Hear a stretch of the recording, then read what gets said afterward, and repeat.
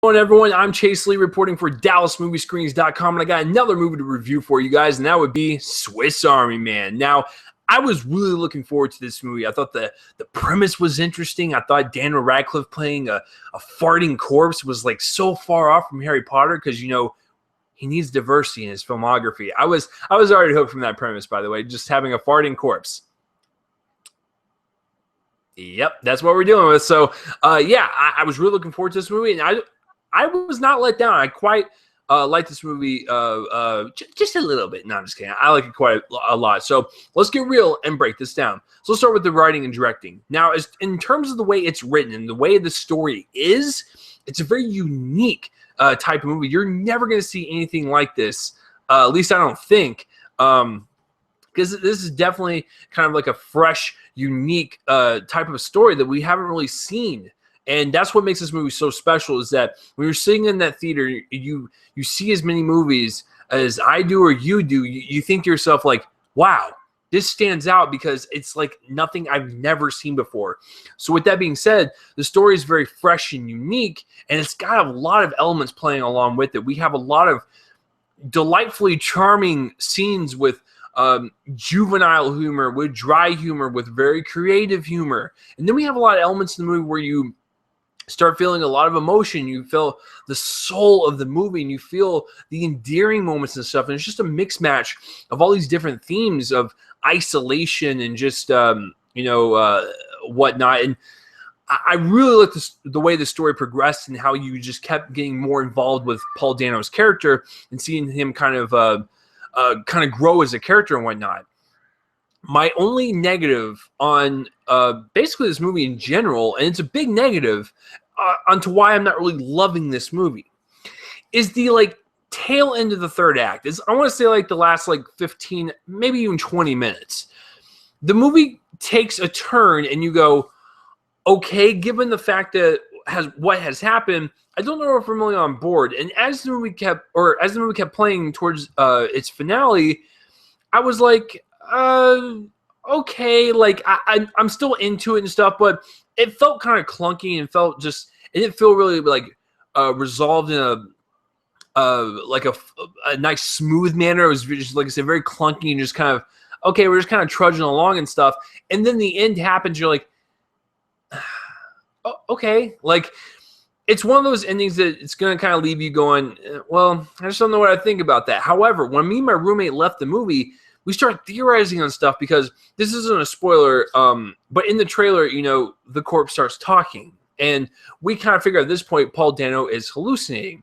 Now, at the end of the movie, nothing is really resolved. And I think that's what made me even more mad is nothing was really resolved per se, but there was a lot of open-ended stuff to make you as the audience figure it out yourself and kind of put your own little pieces together. We were theorizing, was he hallucinating? Was he not? What was hallucination and what wasn't? We didn't know, and that was the fun in the movie. But for this one, I kind of wanted a little bit more closure. Even though I appreciated the open ending, just didn't really work fully with me to the effect that the directors probably wanted. But speaking of the directors, though, the director's touch is all over this. Like I said, you're never going to see anything like this again. It is definitely their movie. It's got their flavor to it. It's got the quirk. It's got the humor. It's got the charm. It's got the very endearing moments. It's got the very human moments. There's just a lot going on. And I think the directors really made this mix of kind of tones work very, very well in this kind of hyper realistic fantasy type of movie, because it very much feels like a fantasy movie with this corpse talking, and it's called Swiss Army Man, so he can do a lot of stuff with his body and whatnot, and it's just it had that quirky fantasy vibe, and I really do appreciate that. But moving on into the acting, Paul Dano is a standout. If you guys don't know who Paul Dano is, what are you doing? Get up on that, son. There Will Be Blood, amazing, and he's going toe to toe with Daniel Day-Lewis. Then we have 12 Years a Slave when he's in there with Chiwetel Ejiofor and Paul Giamatti and Benedict Cumberbatch and Michael Fassbender. The guy is a talent that no one ever talks about. And once again, he proves that he is. I felt for his character throughout this movie. But as the movie progressed, we realized that his character's got some dark, disturbing things about him. but he's very charming in a way to where it's like I feel sorry for him. Like I feel that sympathy, and Paul Dano's performance completely delivers that.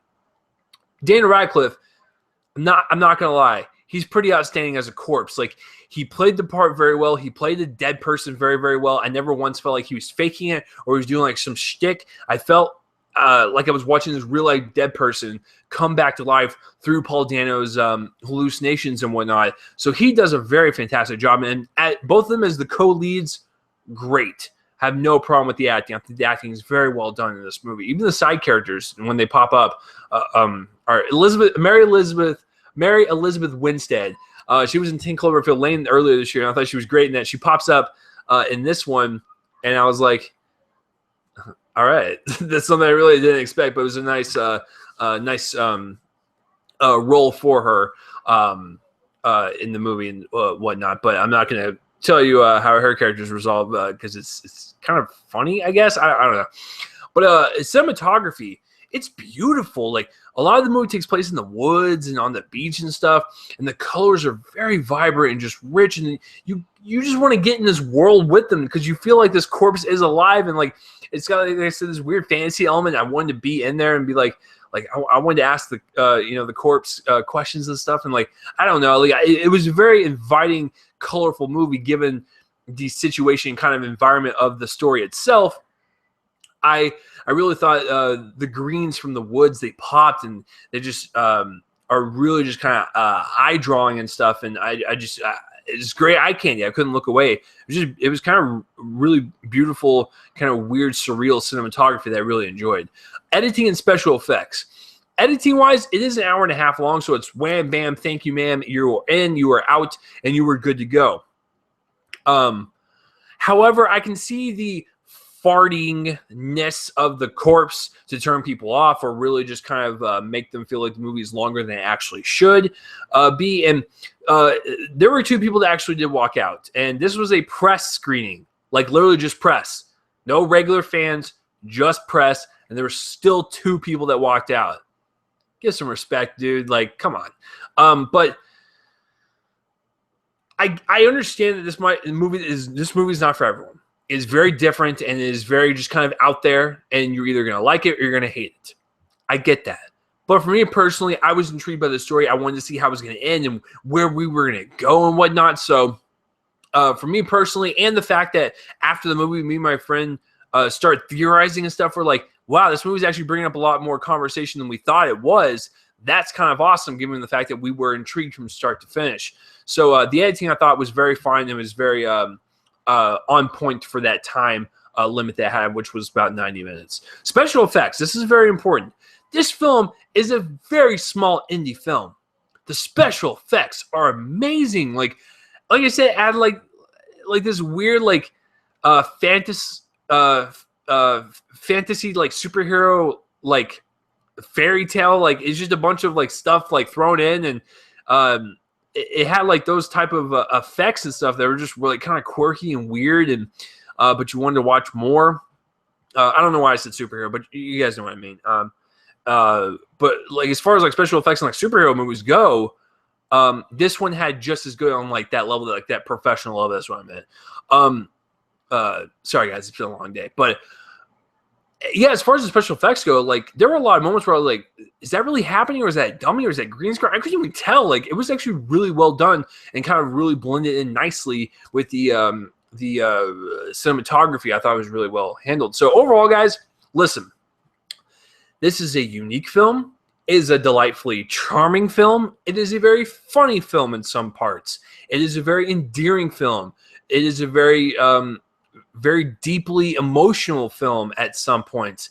There's a little bit for everyone in this movie if you're willing to take the leap with these directors in this weird kind of kooky environment and idea, and you're either going to run with it or you're not. But for me personally, I'm going to run with it. I really liked it a lot. I might love it. I just need more time to kind of pass and process and stuff. I gave it a full 24 hours, but I really do like this film. I think it is something that everyone should watch and just kind of make their own decision as to what actually happened in the end and what we were actually watching. Was it a hallucination? Was it not? Watch the movie and let's discuss afterwards. Speaking of that, I'm going to slap this movie with a a B+. I think this is a really good watch.